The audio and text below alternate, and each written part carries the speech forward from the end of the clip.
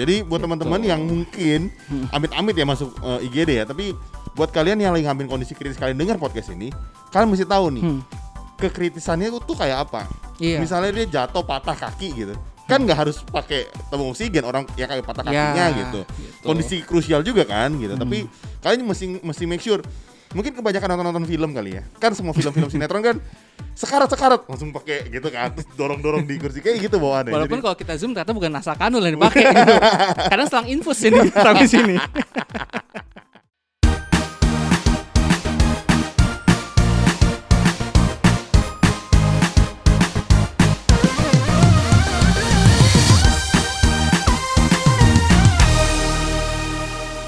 Yan, Wih, hari ini kan kita rekaman suasananya beda. sama aja. Beda dong. Sama aja, partner kan masih sama menjijikannya. Benar. Hari ini kita rekaman di studio gua. Wih. Jadi Adrian datang hari ini agak telat sebetulnya. Hah? Sebelum lu datang kondisi gua baik-baik aja. Heeh. Tapi waktu lu masuk tiba-tiba gua jadi agak nggak enak gitu. Maksud gua, jadi sebetulnya kondisi sesak atau nggak sesak tuh dipengaruhi sama seberapa orang yang hadir di dalam sebuah ruangan gitu. Bukan dipengaruhi oleh orang yang hadirnya gitu ya. Karena ada gue gitu kan, lu langsung takjub gitu, sesak jadinya. Enggak kayaknya. Nafasnya susah gitu kayaknya ngeliat gue. Jadi hari ini kita mengangkat sebuah topik yang lagi viral sebetulnya. Ya. Tentang ada orang marah-marah karena orang tuanya meninggal nggak dapet tabung oksigen. Oh iya. Iya kan? Maksudnya itu lumayan viral sampai di mana-mana ya. Gua ngerti kalau kondisi orang tuanya meninggal, frustasi kan. Maksudnya jadi emosional gitu. Tapi dari sudut pandang lo apa yang terjadi gitu? Atau sebetulnya apa sih fungsi? Karena dia nunjuk-nunjuk tabung oksigen kan. Karena kita juga lagi viral COVID-19 gitu. Tabung kurang di India kemarin. Tabung kurang gitu. Sebetulnya apa sih esensi tabung oksigen? Bukan tabung yang kurang oksigen ya. Oksigen ya, tabungnya masih ada gitu. Ada. Ya, jadi kadang-kadang itu sejujurnya Bud ya, orang tuh kadang-kadang suka salah paham dengan kebutuhan oksigen. Oke. Gitu. Ya kita tahu oksigen memang penting. Ya kan, nggak ada oksigen ya lu nggak bisa napas dan lu akan kecekik terus akhirnya meninggal. Betul kan? Tapi nggak semua pasien yang datang itu butuh penanganan segera itu butuhnya oksigen. Oke. Gitu. Contohnya nih, misalnya ya, tadi lu bilang, lu datang tiba-tiba lu merasa sesak. Kayaknya enak napasnya gitu. Nah terus habis itu dibawa ke rumah sakit. Di rumah sakit kan ada diperiksa macam-macam tuh. Dan kebetulan juga karena lagi masa pandemi ini banyak alat pemeriksaan yang dilakukan biasanya hanya di rumah sakit dilakukan di tempat umum. Contohnya misalnya cek suhu. Orang jadi sekarang udah familiar dong dengan alat pengecek suhu gitu kan. Yang kedua mungkin pulse oximetry. Yang di tangan yang ngecek oksigen itu kan? Ya, nanti pasti tempel di tangan nanti kebaca tuh. Biasanya sih angkanya 100 tuh, ya kan? Nah, pulse oximetry itu adalah alat untuk mengukur kadar oksigen di dalam tubuh kita. Nah, normal itu antara 95 sampai 100, Bud. Oke. Nah, kalau misalnya masih di dalam range segitu berarti aman. Sekalipun kondisinya gue sesak. Sekalipun lu kondisi sesak. I see. Gitu. Tapi ya kita kembali lihat ya. Jadi pemeriksaan tuh macam-macam. Kayak ngeliat dari berbagai sudut. Pulse oximetry adalah salah satu sudutnya. Nah, pas datang nih lu sesak nih. Oh, gue cek dulu. Aman kok oksigen lu gitu. Sebenarnya berarti dalam kategori itu adalah lu saat itu belum membutuhkan oksigen sesegera mungkin. Oke. Oksigen lu masih bagus. Oke. Gitu. Nah, kemudian dokter biasa ngecek.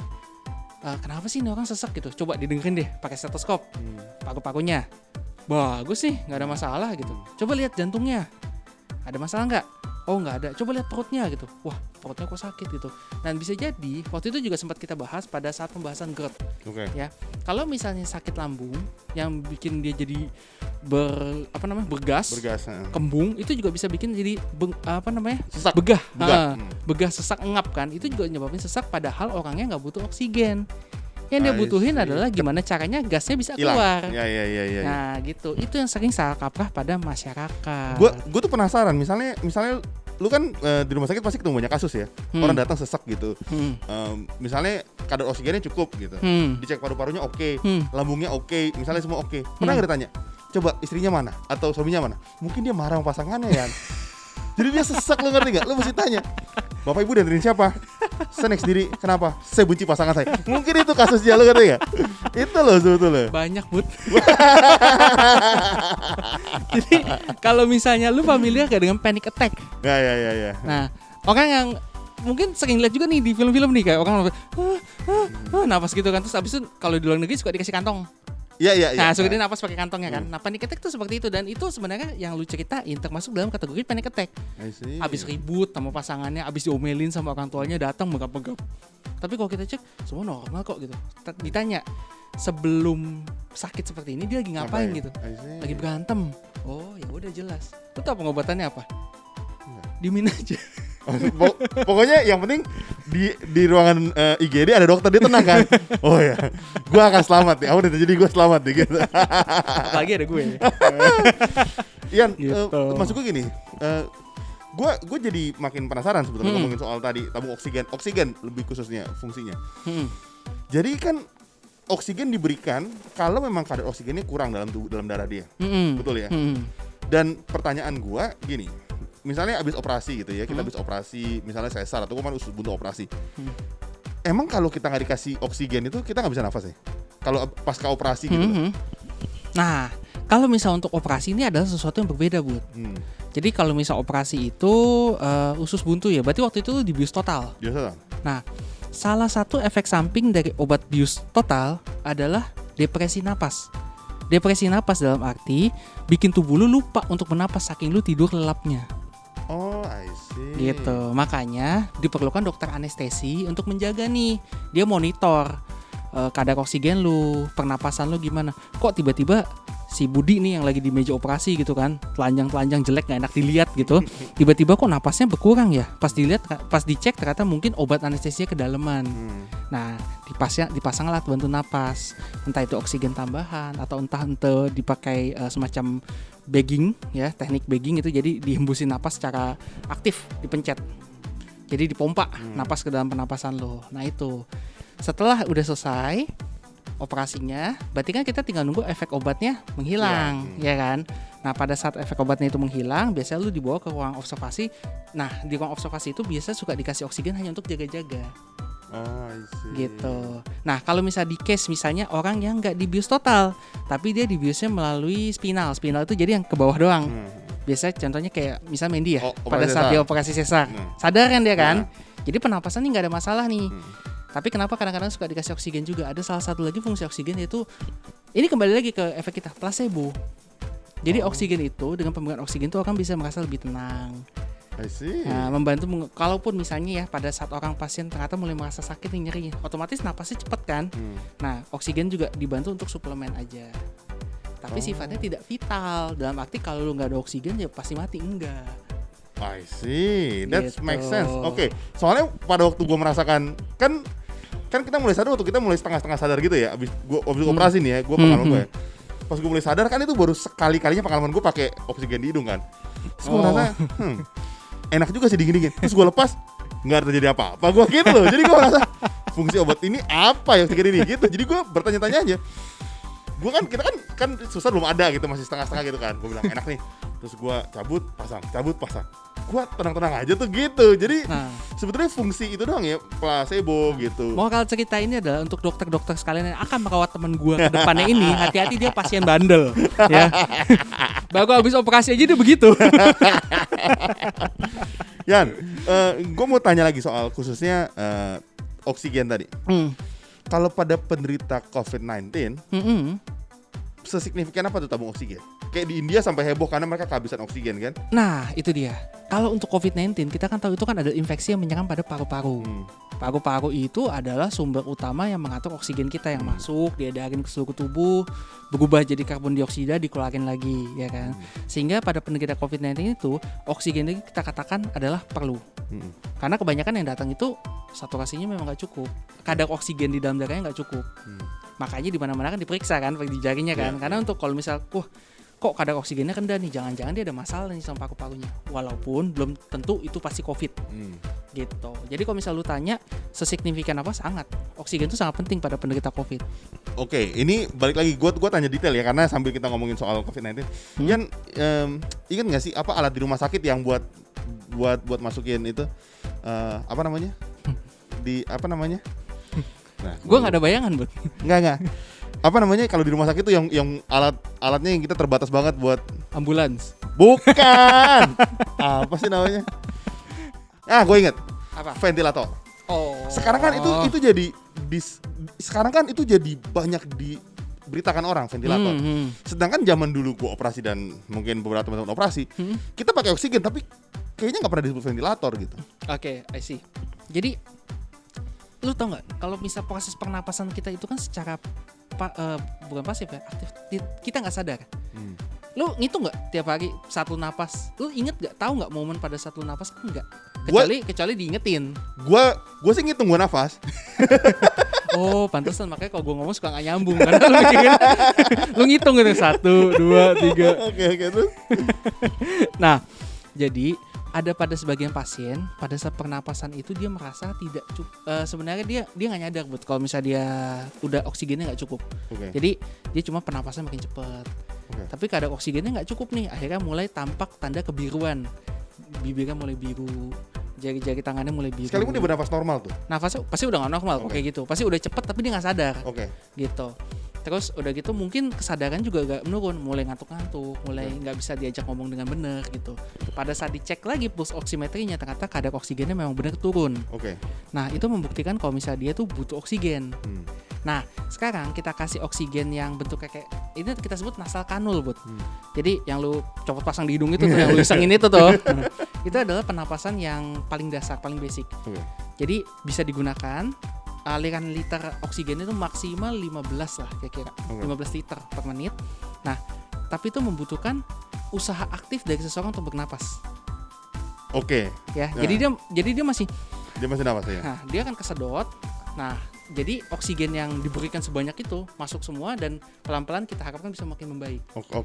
Nah, nanti kita lihat nih pasien, oh tenang, jadi nggak masalah, berarti dengan oksigen yang nasal kanul itu cukup. Nah, tapi pada beberapa pasien saking beratnya keadaan itu sampai benar-benar nggak cukup. Jadi udah kita kasih bantuan melalui nasal kanul, wah nggak cukup. Kita kasih masker yang bisa kasih kira-kira 4 kali lebih gede. Ya sekitar 15 liter. Nasal kanul tadi maksimal 5 liter. Nah, pakai itu masker itu bisa sampai 15 liter 3 kalinya. Nggak cukup juga. Jadi dia masih ngap terus. Nah, akhirnya dipasang alat bantu nafas yang memberikan nafas secara aktif. Yang gue bilang tadi kan ada bagging kan. Bagging itu biasanya kita lakukan dengan tangan tapi nggak akan bisa lama. Siapa sih yang bisa terus-terusan gitu sampai berhari-hari misalnya. Nah, dipakai mesin yang disebut dengan ventilator. Gue baru ngerti. Terus tadi inget gak yang gue bilang efek samping dari anestesi yang orangnya jadi kesannya lupa napas. Nah, lupa napas itu atau pernapasan yang terlalu dalam itu juga butuh ventilator karena dia udah nggak ada usaha napas sendiri. Ngerti. Gitu. Itulah fungsi si ventilator. Nah, COVID itu kan menyerang paru-paru nih. Jadi pada basicnya itu biasanya pernapasan yang dengan nasal kanul atau dengan masker tuh udah nggak cukup lagi. Dia butuh oksigen yang benar-benar tinggi banget dan dibantu secara aktif. Makanya itulah kenapa peran ventilator krusial di sana. Gue jadi ngerti. Gue kan waktu itu gue flashback sih. Kita tuh bisa beli nasal kanul sendiri ya, karena enak loh. Flashback buat waktu gue pakai rasanya dingin enak loh oksigen itu ternyata. Atau nggak segitunya? Ya sebenarnya sih itu kan kayak lu dapat hembusan angin, Bud. Iya. Sebenarnya kan? Rasanya kayak gitu ya. Kayak ditiup gitu kan. Paling dapatnya kecil gitu. Nah itu memang rasanya jadi lebih nyaman. Tapi ya sebenarnya lu nggak butuh banget. Iya gitu. sih. Tapi memang enak aja buat kalian yang nggak pernah nyobain. Gue sih pernah nyoba rasanya enak sih. Mungkin orang kan kondisinya nggak sadar koma. Gue kan sadar ya. Kayak enak nih. Gue sih lebih pengen kalau misal lu ngerasain yang di itu, Bud, apa namanya, di bagging secara aktif, Bud. Jadi lu kalau lu keselin kan bodoh nggak gue pencet dulu. Udah sesek nih. Pencet lagi dikit. Kacau. Kebayang lu ada yang mau tambahin lagi nggak soal topik ini? Soal kesalahpahaman orang akan oksigen sebetulnya di rumah sakit. Jadi sebenarnya sih itu ya. Jadi kalau misal pada pasien yang datang, sekali lagi kita tekankan bahwa oksigen itu bukan sesuatu yang benar-benar krusial. Pada beberapa case iya, tapi kita masih bisa pandai membagi-baginya juga gitu. Jangan sampai pasien datang misalnya karena serangan jantung masih butuh oksigen. Stroke misalnya, ya. Karena stroke Yang dia butuhkan ini adalah mungkin kalau struknya pecah pembuluh darah, mungkin dia operasi butuhnya. Atau kalau misalnya ada sumbatan, berarti kita mesti angkat sumbatannya. Tapi yang dipermasalahkan oleh keluarga adalah oksigen terus. Dan itu padahal sebenarnya kalau keluarga itu tidak sabar, menjadikan masalah, itu kadang-kadang memberikan efek balik, penanganan si pasien juga jadinya lambat. Karena kita mesti ngejelasin lagi ke keluarganya, kita mesti menekankan kalau nggak ada masalah dan bla-bla. Itu sendiri menghabiskan waktu yang bisa kita gunakan untuk menolong si pasien. I see. Jadi buat teman-teman yang mungkin amit-amit ya masuk IGD ya, tapi buat kalian yang lagi ngambil kondisi kritis, kalian dengar podcast ini, kalian mesti tahu nih kekritisannya tuh kayak apa. Iya. Misalnya dia jatuh patah kaki gitu, kan nggak harus pakai tabung oksigen, orang yang kayak patah kakinya gitu. Kondisi krusial juga kan gitu. Tapi kalian mesti make sure. Mungkin kebanyakan nonton film kali ya. Kan semua film-film sinetron kan sekarat langsung pakai gitu kan, terus dorong-dorong di kursi kayak gitu bawaannya. Walaupun kalau kita zoom ternyata bukan nasak kanul yang dipakai gitu. Kadang selang infus ini sampai sini. Jadi sampai situ aja teman-teman, dan jangan lupa follow Instagram kita di @healthiest.id karena banyak informasi kesehatan, dan juga kita juga suka ngobrol-ngobrol live bareng pendengar kita, bareng dokter-dokter spesialis atau bareng expert di bidangnya dia. Iya, dan untuk channel YouTube kita jangan lupa kalau memang untuk tertarik dan senang dengan channel kita, klik like, subscribe, dan juga tolong bunyikan loncengnya agar channel kita bisa berkembang. Yes, jangan lupa kita juga punya TikTok di @healthiest.id. Di situ akan ada banyak tips and trik sederhana yang pasti di bawah 1 menit, ngomongin banyak mitos-mitos, mulai dari kerokan, mulai dari olahraga, nggak bisa kurus, macam-macam. Jadi jangan lupa follow TikTok kita juga @healthiest.id. Jadi sampai situ aja. Sampai ketemu di episode selanjutnya. Stay healthy. Stay live. Bye-bye.